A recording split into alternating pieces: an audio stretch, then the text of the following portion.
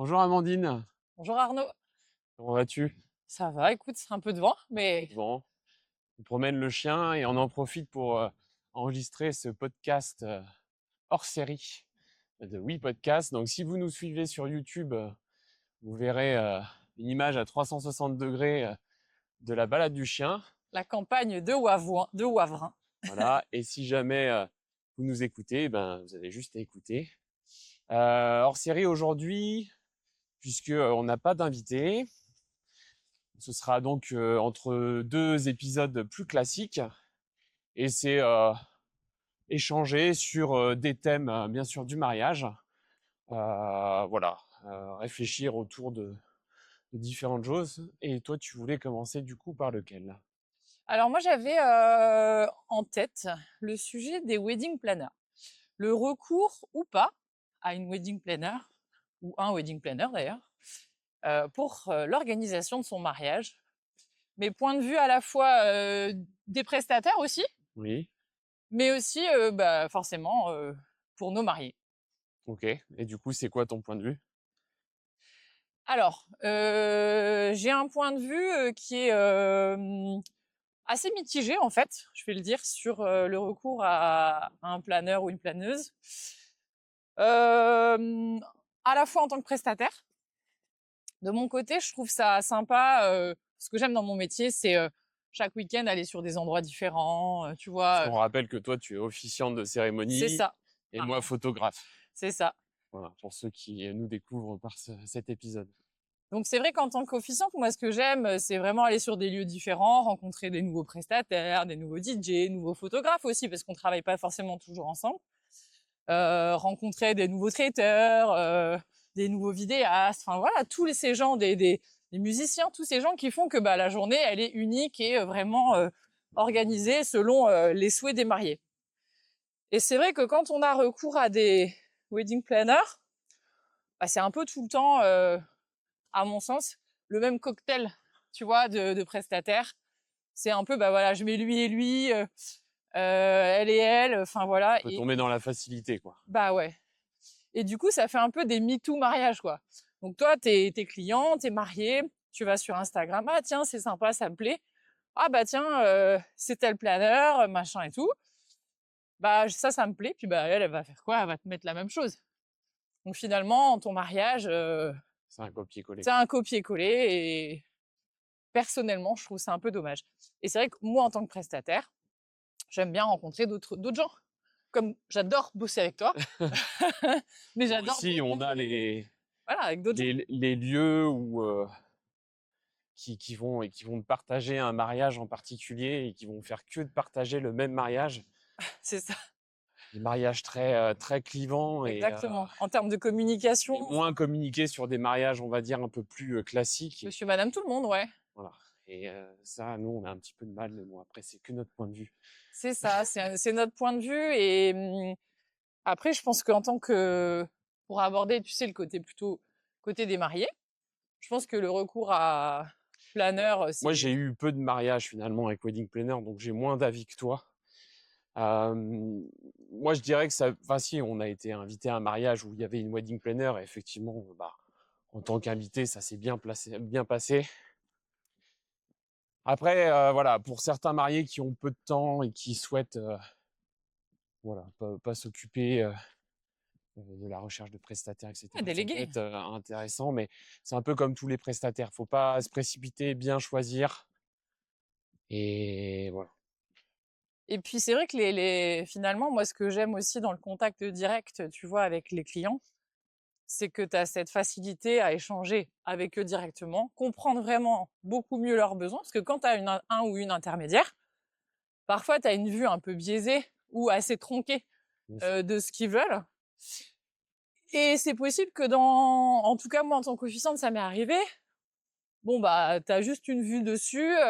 Bon les mariés veulent ci, veulent ça, ok. Puis une fois que t'es dans le concret, mais c'est pas tout à fait ce qu'on t'a vendu. Ouais, non, Moi j'aime aussi avoir ce côté de je choisis mes clients, c'est-à-dire que et eux me choisissent évidemment. Bah voilà, ils veulent quelque chose, je leur montre ce que je propose, ça match ou pas. Alors que via un planeur ou une planeuse, potentiellement, c'est possible qu'il y ait un petit loupé, quoi.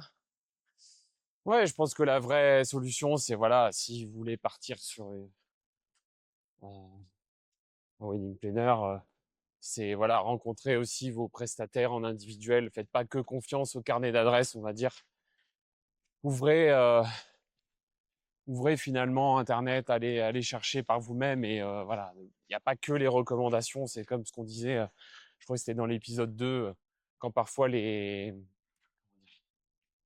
lieux proposent des photographes ou Attitré. ouais, attitrés. Moi, j'ai un petit peu de mal à comprendre comment on peut faire 25 mariages au même endroit et garder de C'est la clair. créativité. Mais Faire bon, les mêmes après, photos, exactement. Mais c'est vrai que c'est tout à fait ça. C'est continuer à challenger.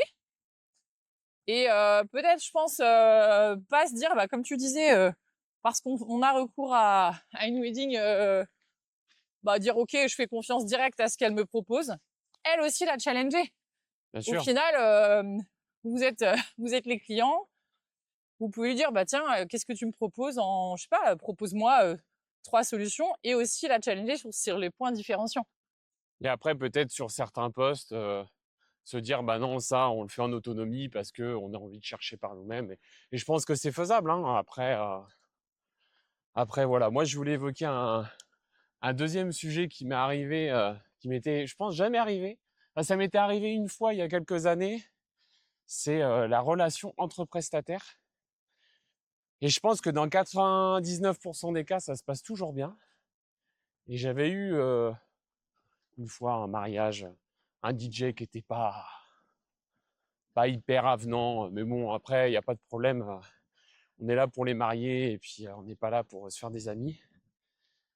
Et cette année, alors je dirais pas sur quel mariage, mais première fois que ça m'est arrivé, je suis arrivé au mariage et alors j'en parle, les mariés sont pas au courant parce qu'en fait les mariés n'ont pas besoin de savoir et parce que en fait tout s'est très bien passé pour eux, pour moi, pour le DJ en question. Mais j'avais oublié une rallonge parce que je travaille maintenant plutôt en lumière continue plutôt qu'en flash, comme je fais photo vidéo. Et j'avais oublié une rallonge, voilà, ça peut arriver. Et en règle générale, cette rallonge, j'en ai rarement besoin parce que justement, soit je me repique sur une prise au mur, soit sur une multiprise d'un DJ. Et en arrivant sur ce mariage, je pose la question au DJ si ça va. Je me présente, il me répond à peine. Et quand je lui Sympa demande l'ambiance pour l'âge. est-ce qu'il aura une prise sur une multiprise qui faisait faire au moins 8 possibilités de branchement, il me dit non, et c'est pas mon problème. Donc au début, je pensais qu'il rigolait, mais en fait, il rigolait pas du tout. Et, Attends, je fais une pause lacée. et du coup, on a continué comme ça, et je l'ai laissé finir d'installer. Et au final, eh ben, il s'est avéré qu'il a fini par lâcher une prise, étant donné qu'il en avait 4 de disponibles. Et en fait, après, ça s'est très bien passé pour la soirée, puisqu'on a réussi à se coordonner. Mais en fait, j'ai appris que c'était voilà, un DJ qui était recommandé. En Et systématique par, ouais, en systématique. Et bref, c'est juste pour dire que voilà, parfois, attention au paraître aussi au moment de vos rendez-vous avec vos du coup, il prestataires. était tellement bien à la maison qu'il s'est permis d'être un peu Ouais, vite. c'est ça, c'est ça. Enfin, en fait, j'ai pas compris le principe d'être de pas être un minimum professionnel parce que j'attends pas de, comme je dis, d'être pote avec les autres prestataires, mais je sais pas. Oui, d'être dans une bonne entente et que ça soit un petit. Alors, bah, tu vois là, typiquement comme tu dis, cet exemple, c'est vrai que je pense que pour revenir au sujet d'avant, quand tu as une planeur qui sait que ça matche bien entre Ouais, voilà Pierre, Paul, Jacques, ben ils se disent ah bah tiens ça fonctionne, on va les mettre ensemble. Après c'est vrai que là l'exemple que tu viens de mentionner c'est quand même enfin assez rare pour du coup être souligné quoi. ouais, Mais j'ai pas compris. Ouais. Après, sinon, avec tous les autres, ça se passe toujours bien, puisque moi, j'essaye, voilà, je mentionne les autres, je leur envoie des photos avant qu'ils me demandent. J'essaye même de mettre des avis Google, parce que pour certains, ça peut aider. oui oui bien sûr. Enfin, voilà, on se échange de bons procédés. Et là, je sais pas, première fois cette année, j'ai pas compris. Alors, soit il avait pas assez dormi, soit, mais j'ai vraiment pas compris. Pourtant, il était pas mauvais, hein, mais le relationnel, L'humain, ouais, l'humain. l'humain, 0. Et voilà, après, moi, c'est pas mon but le jour du mariage d'aller rajouter un stress aux mariés. Oui, oui. On a continué entre pros, on s'est ignoré et tout s'est très, très bien fini. Parce que ce qui est le plus important, c'est que finalement, les mariés ne voient pas les différents couacs, hein, Exactement. que ce soit en cuisine, un serveur manquant, etc. Le plus important, c'est vraiment que la journée se passe bien, quoi. C'est ce que je dis toujours à mes mariés quand je fais les rendez-vous au début de découverte de ce que je propose. Je leur dis toujours, de toute façon, il y aura forcément, et je crois que je l'ai dit dans les autres épisodes aussi, il y aura forcément un truc qui va pas se passer comme prévu, mais si vous avez choisi les bons prestats, pour vous, ce sera complètement indolore et ce sera géré d'une main de maître par chacun. Après, c'est vrai que parfois, parce que tu parlais de ton expérience récente, moi j'ai eu aussi, bah, du coup, avec, on va croire que les wedding planners, je les aime pas, mais c'est c'est vraiment pas vrai. Mais j'ai eu un cas assez récent, en effet, et elle était débutante en fait dans le domaine et ce que je peux comprendre, on commence tous quelque part, hein. Mais finalement, je pense que son stress et puis son inexpérience a primé et du coup, dans la relation avec les autres prestats, bah, tout s'était complètement braqué en fait. On savait pas comment se positionner. Le relationnel était pas fluide. Alors évidemment, pour les mariés, on a essayé de dissimuler tout ça. Par contre, c'est vrai que sur le lieu, typiquement, elle s'est fait blacklister. Ils veulent plus du tout la voir. Et là, on parle vraiment d'un truc important, c'est l'humain. Parce qu'on parle des prestations, on voit des choses sur Instagram, voilà, ah, ça c'est le mariage de mes rêves, etc. Mais finalement, vous embauchez Après, des c'est gens. ce qu'il y a de plus dur aussi à déceler, quoi.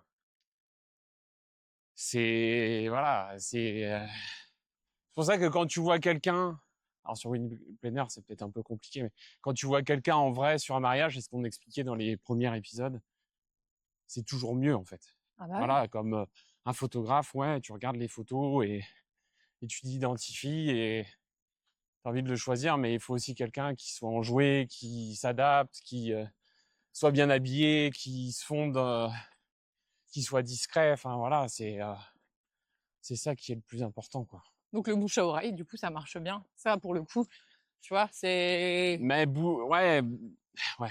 bouche à oreille Mais de bouche à oreille de gens que tu connais, parce que si tu es sur les groupes Facebook non, et non, non. que Ah ouais, non, c'est ce genre de carrément. bouche à oreille, Non, alors là, non. Je pareil, les groupes Facebook, je pense que bon, toi t'en es sorti j'en parce que suis sortie finalement, parce que déjà, ça m'a rien apporté, en termes de clients et cetera et même, en fait, j'étais même super triste et les histoires que je voyais, sur les groupes, ça me en fait c'est désolait. des histoires où tu te doutes de ce qui va arriver en fait. Bah ouais. Même Moi, nous on a j'ai des pas pris de contrat, ah bah tiens, le gars, il a pas de je sais pas de site internet, de trucs, de machin. En fait, il peut disparaître du jour au lendemain avec, ce qu'il t'a pris en il a acompte, pris quoi. la compte, ouais, Enfin, c'est terrible. Terrible, terrible et bah, et parfois ça te coûte 2 fois plus cher en fait parce que tu mets un acompte chez quelqu'un et puis finalement il donne plus de nouvelles et puis tu comprends pas et donc voilà, il y a toujours une question de budget mais ouais, je voulais revenir sur dans l'épisode 2, donc j'expliquais que peut-être cette année je ferai photo vidéo. Donc ouais. là, moi j'arrive un peu on va dire en fin de saison. Donc l'ensemble de mes mariés ont pu bénéficier de photos et vidéos. Ouais. Je l'avais pas développé à l'époque dans les premiers épisodes parce que je n'étais pas encore tout à fait sûr que j'allais le faire. Donc voilà, pour information, à partir de l'année prochaine, donc je continue dans le même principe. Donc photo, vidéo, toujours pareil. Donc 95% du temps c'est de la photo, 5% du temps de la vidéo. Et ça permet en fait à mes mariés, quand il n'y a pas de vidéaste, bah, de ressortir avec je sais pas si on peut dire film, mais bon, allez, on va dire film quand même. Un condensé Ouais, un d'images. condensé d'images de la journée complète qui va durer entre 15 et 20 minutes. Euh, Ce qui est déjà super. Enfin, je veux dire, avec Bah, les c'est un vrai plus en fait. Et je leur fais toujours un petit teasing en plus on va dire de 3 minutes maximum. Et ce qui est marrant, en fait, c'est que souvent les mariés me disent bah, nous, ce qu'on a regardé en premier, c'est la vidéo, en fait. Et ça, non, mais ça montre que finalement, il y a un vrai besoin de vidéo. On est de plus en plus à regarder voilà, des réels, des TikTok, etc. Exact. Vidéo. Les photos, c'est indispensable puisque ça permet d'aller faire les tirages, les albums, d'avoir finalement de la mémoire plus sur le long terme. Mais la vidéo, ça permet surtout de se replonger dans le mariage.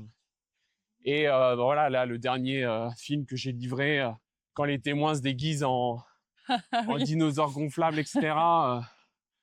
C'est vraiment excellent en fait en vidéo d'avoir en plus le son. Et ce que je fais en plus, c'est que pour les mariés, en fait, je leur filme sur plan fixe les cérémonies. Alors, je fais pas trop la mairie, mais plutôt voilà, église, les discours, les basiques, enfin voilà, sortie C'est vrai que les d'église. plans de cérémonie, c'est pas mal, ouais. On le fait, enfin, moi, je le fais de temps en temps aussi quand c'est possible, ouais. Ça fait peu de vues finalement, mais c'est pas le but.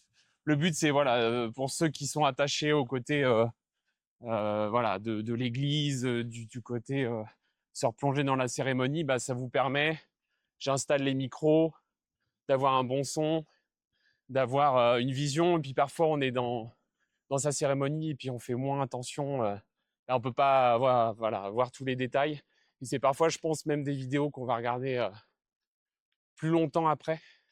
Donc voilà, c'était évoquer cette petite mise à jour sur ce que je propose. Donc Qui est très bien. voilà. Et puis, bah, je suis pas le seul à le faire. Hein, c'est plutôt dans les autres pays, ils proposent voilà ce côté hybride. Alors ça demande plus de travail, plus de compétences. Je me dis pas vidéaste. Malgré tout, je me dis que quand je regarde certains C'est clair. autres vidéastes, ben T'as pas à rougir. voilà, j'ai pas à rougir et c'est surtout que voilà, ça apporte un plus et que je me dis pas vidéaste, mais ben voilà, pour mes mariés, ça leur permet d'avoir un petit plus. Voilà, donc ceux qui cherchent un photographe, bah, le photographe, ça, il n'y a pas de problème. Et puis si vous voulez en plus ce côté hybride, sachez que je loupe aucune photo, puisqu'en fait la caméra est sur l'appareil photo. Donc ça filme en même temps que ça prend les photos, de façon totalement indépendante. Donc, voilà pour la petite update du photographe. Est-ce que tu avais un dernier sujet à aborder? Bah écoute, là, brûle pour point comme ça, non, pas Ça va, vraiment. ok, Je pense que on aura peut-être l'occasion de refaire d'autres walking cam, c'est ça. peut-être moins venteuses. Et puis là, normalement, on a épisode 3 pardon, qui sera déjà sorti ou qui sortira, voilà. Et puis, on a d'autres invités qui vont venir. Effectivement, sur une saison de mariage, c'est toujours compliqué de faire, Oui, de tourner, voilà, de tourner, de monter. de C'est faire le surtout set ça qui est le plus long. le plus long. Pareil pour nos invités hein, qui voilà, sont dans le milieu du mariage, donc forcément, la basse saison nous permettra d'enregistrer un petit peu plus. Donc n'hésitez pas à vous manifester si vous avez envie de participer à une de nos un de nos Si podcasts. vous êtes wedding planner et que vous voulez défendre votre métier. Défendre votre sujet. Non, encore une fois, c'était pas du tout Non, une attaque. C'est vrai que, voilà, moi, j'ai vraiment, comme je disais, c'est deux côtés. Il y a le pour, il y a le contre. C'est toujours pareil, c'est entre le choix de la personne, et puis selon vos besoins et selon vos exigences. Parce que parfois aussi, même moi, en tant qu'officiante, c'est vrai que parfois, je me dis, bon, je fais de mon mieux pour être au max en termes de support, qualité client, etc. Mais après, on a parfois plus exigeant que soi. c'est ça. Pourtant, moi, je suis déjà plutôt high level, mais bon.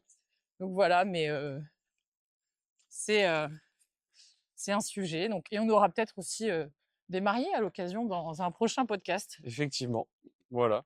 Donc n'hésitez pas à nous suivre sur YouTube si jamais le côté vidéo vous intéresse. Si vous êtes plutôt team vaisselle, sport, je cours, bah, sur Apple Podcast, Deezer, Spotify, etc. Et puis après, voilà, on a nos Instagram respectifs que je Exact. mettrai en description. Et puis on vous dit à bientôt.